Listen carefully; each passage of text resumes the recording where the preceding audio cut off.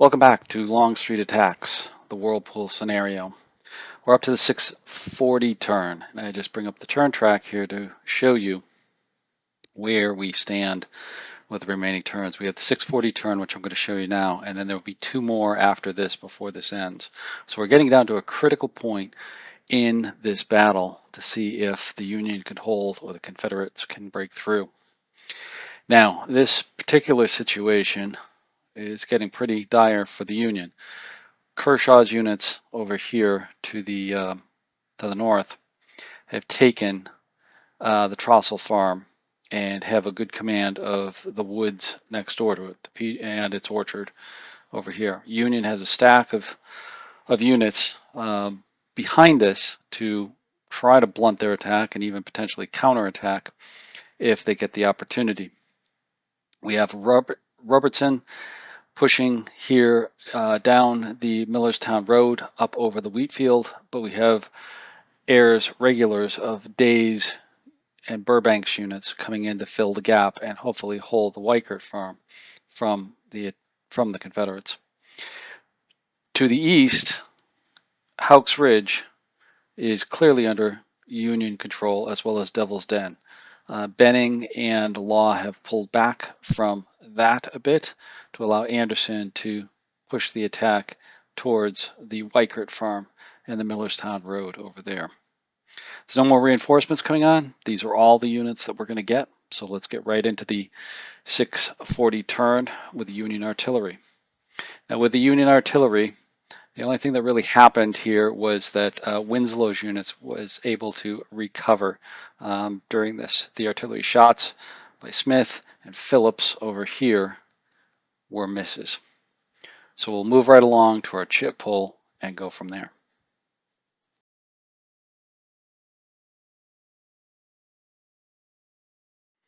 So one of the first significant chips to come out is Hancock. And Hancock is going to activate Brooke to attack. And they're going to go right after the Trostle Farm. They're in a key position right here, and before Kershaw and Wolford can consolidate their position, Brooke is going to try to take that farm back. So first off, we're going to get some shooting at the farm itself, and they get a routine hit on the 2nd South Carolina. 2nd South Carolina is forced to retreat back 2 hexes back towards the Millerstown Road. Then they've moved up the 145th Pennsylvania, 64th New York, and the 53rd Pennsylvania to try to build a stalwart to the Confederate attack. That ends it for Brooke. But then we get a command event for the USA, which is good ground. Very key and very lucky to get this particular chit out there, because that gives them a two column shift on any of the attacks that occur against them in that particular hex. So if Kershaw tries to attack or anybody else tries to come up to this turn, they will get a bonus. So it's going to make it very tough for the Confederates to attack. So for now, Trostle Farm is back into the Union hands. Next chit out is also a command chit, which is a rally.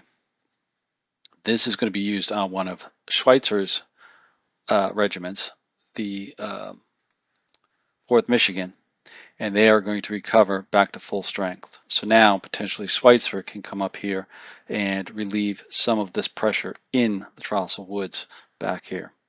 We'll have to see with the next significant chit draw.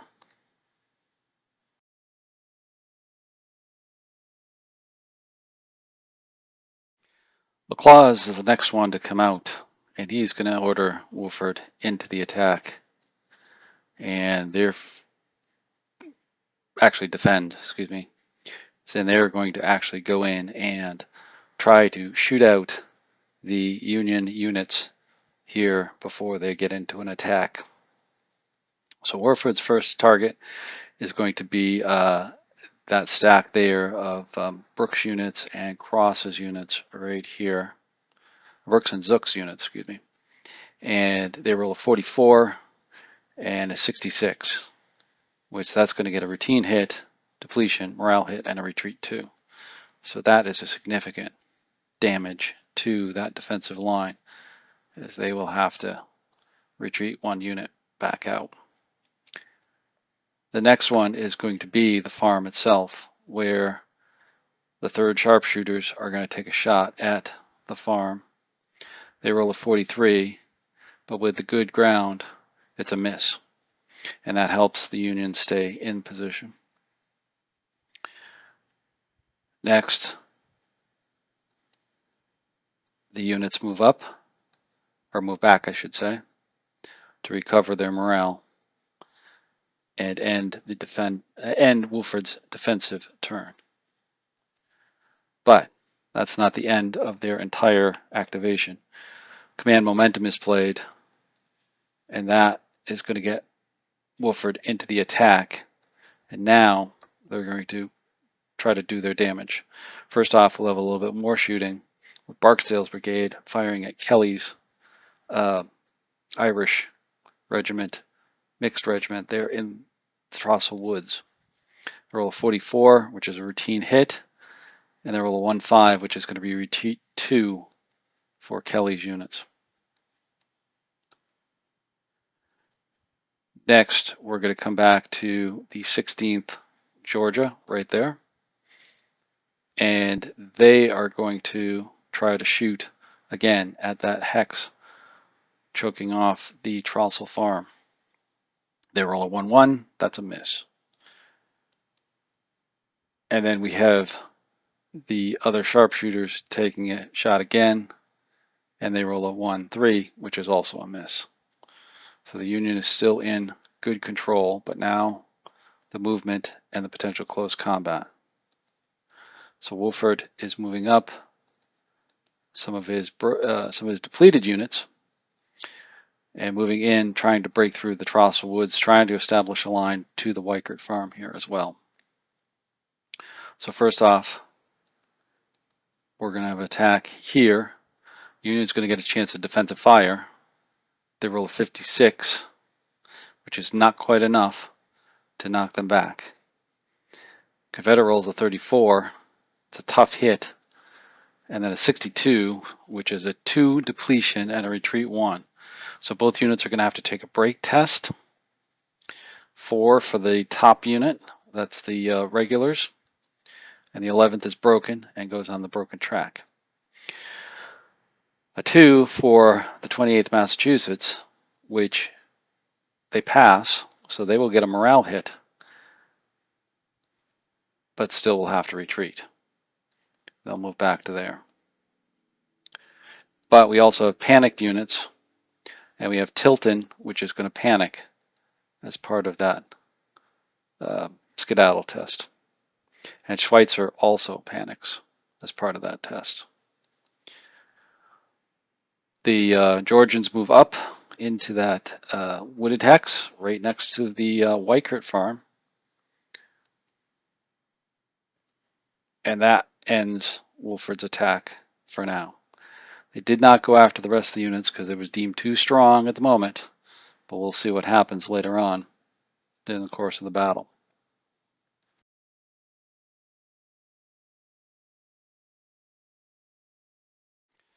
With the next significant hit, McLaws comes back up again, and this time we're going to get a SEMS moving up finally.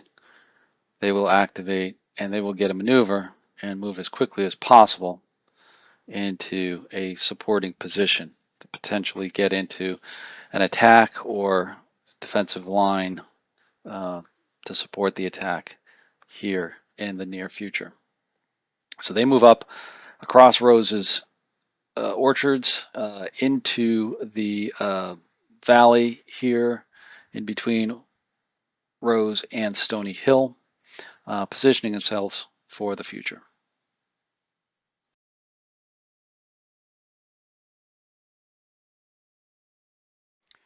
Birney's replacement is up next, and they fail to activate, and Ward has a limited activation and starts some harassing fire on the flank of Robertson and Anderson as they're moving up across the Wheatfield. First off is going to be the 20th Indiana. They're going to take a shot but miss, And then we're going to have the 99th Pennsylvania take a shot.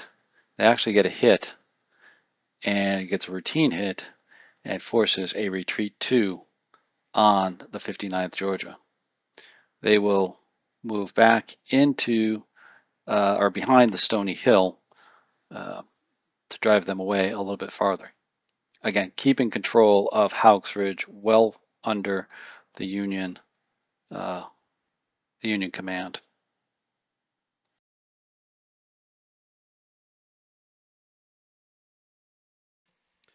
So Ayer's regulars Chit comes up now, and he's going to fail to activate, but they're going to take some shots at Robertson's units, the 1st Texas and the 3rd Arkansas. So the first shot will be the 3rd U.S. attacking the 1st Texas. Roll a 2-3, which is a miss, or 3-2, excuse me, it's a miss. And then we move to the 6th U.S., the 2nd U.S., and the 4th U.S. taking a shot at 3rd Arkansas. And they get a 36, which is a routine hit, followed by a 63, which is a depletion and a retreat 1. Now, because they are already depleted, they're going to do a break test, and they're going to fail the break test. So they're going to go on the broken track. And the Arkansans are on the broken track, and more significantly, the Texans now will be unsupported for the balance of the turns due to the fact that the Arkansans are off the board. So that makes them a little bit more vulnerable and a little less potent in an attack against Day. So that kind of holds them off for just a little bit longer.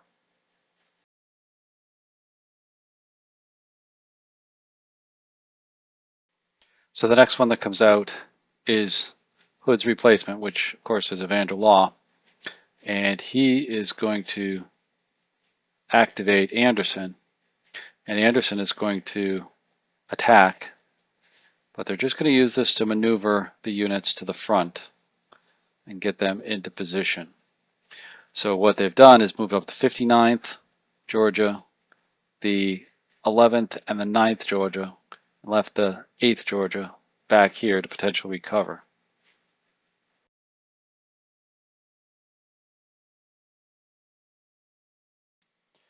After all the chits came out of the cup, the hell chit phase came up, and the Confederates had a rebel yell chit to play.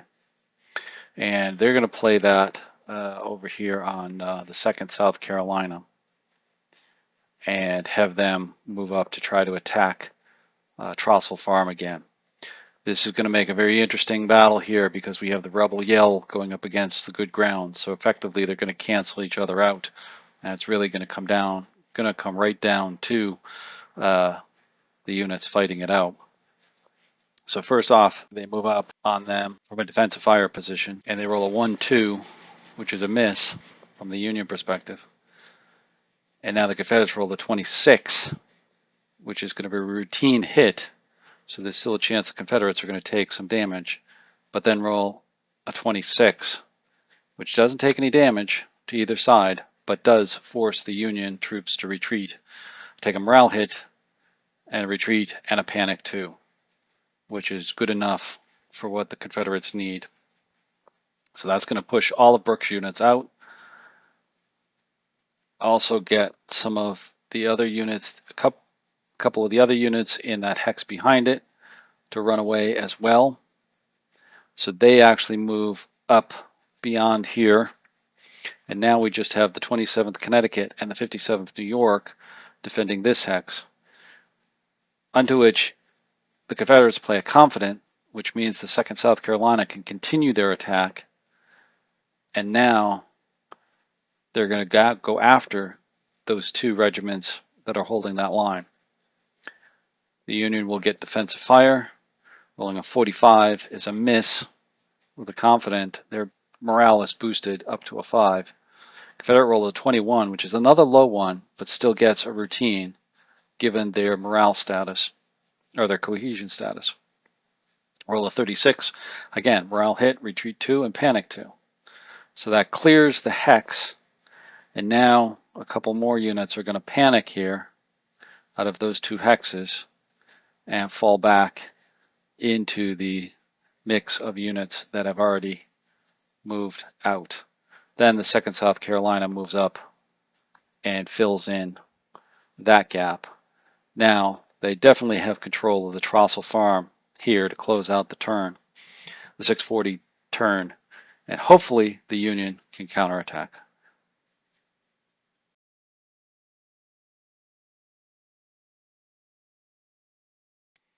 So at the end of the 6:40 p.m. turn, Confederates have made some good advances, even though it may be small, but they were good enough because they have now taken Trostle Farm and have a 1 hex buffer between it and the Union, as well as push the Union back with several Union regiments that are shaken and not in a good combat position. They hold all of Trostle Woods over here, including the section next to Weichert Farm. They've moved up Anderson for the attack as well, and positioned to go against the regulars here, Day and what's left of Burbank's troops.